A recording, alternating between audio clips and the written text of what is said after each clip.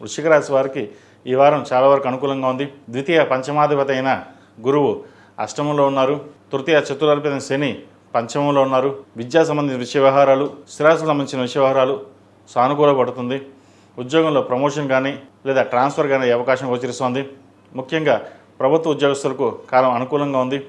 ఆరోగ్యరీత్యా చిన్న చిన్న డిస్టర్బెన్సెస్ ఉంటాయి, వాటి విషయంలో జాగ్రత్త వహించాలి. సహోదరి సోదరుల మధ్య ఉన్న విభేదాలు పోయి చక్కగా బాంధవ్యం బలపడుతుంది. అదేవిధంగా స్నేహితులు కావచ్చు, మిత్రులు కావచ్చు, ఎవరైతే శత్రువులు ఉన్నారో కూడా మిత్రులు అయ్యే అవకాశం చక్కగా గ్రహతులు గోచరిస్తుంది. ఒక కొత్త నూతన వ్యాపారాన్ని ప్రారంభించాలనుకుంటారు. ఇది సరైన సమయం కాదు కాబట్టి కొంతకాలం ఆగిన తర్వాత వ్యాపారం ప్రారంభించండి. ఉన్న ఉద్యోగంలో స్థిరత్వం కోసం చేసే ప్రయత్నాలు కలిసిబాటుతనంగా ఉంటాయి. ఏదైనా సరే మీరు ఒక కోరుకున్న ఏదైతే కోరిక ఉందో అది ఈ వారం నెరవేరుతుంది. ఈ రాశిలో జన్మించిన విద్యార్థులకు కాలం చక్కగా ఉంది. ప్రభుత్వ ఉద్యోగం కోసం ప్రయత్నం చేస్తున్న వారికి, వైద్య వృత్తిలో ఉన్న వారికి, నీట్ ప్రిపరేషన్, ఎంసెట్ ప్రిపరేషన్ అవుతున్న వారికి, ఇతరత ఎగ్జామ్స్ ఎవరైతే ప్రిపరేషన్ అవుతున్నారో వారికి ఈ వారం అనుకూలంగా ఉంది. కష్టానికి తగిన ప్రతిఫలం లభిస్తుంది.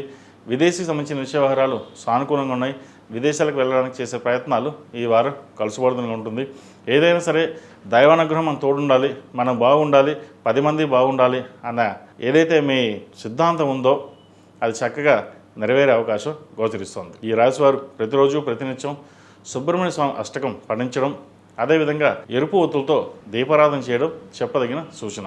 ఈ రాశిలో జన్మించిన వారికి కలిసి వచ్చే సంఖ్య 5, కలిసి వచ్చే రంగు మెరూన్. ఏదైనా పని మీద బయటికినప్పుడు శుక్రవారం కానీ శనివారం కానీ వెళ్ళండి, మంచి ఫలితాలు సంప్రాప్తిస్తాయి. ఈ పూజస్టోర్.in పసుపు కుంకుమ నుంచి దేవతా విగ్రహాల దాకా అన్ని రకాల పూజలు, వ్రతాలు, గృహప్రవేశం, హోమాది శుభకార్యాలకు కావాల్సిన పూజా సామాగ్రి అంతా ఒక్కొక్క క్లిక్ తోనే మీ ఇంటి వద్దనే పొందండి. ఈ పూజస్టోర్.in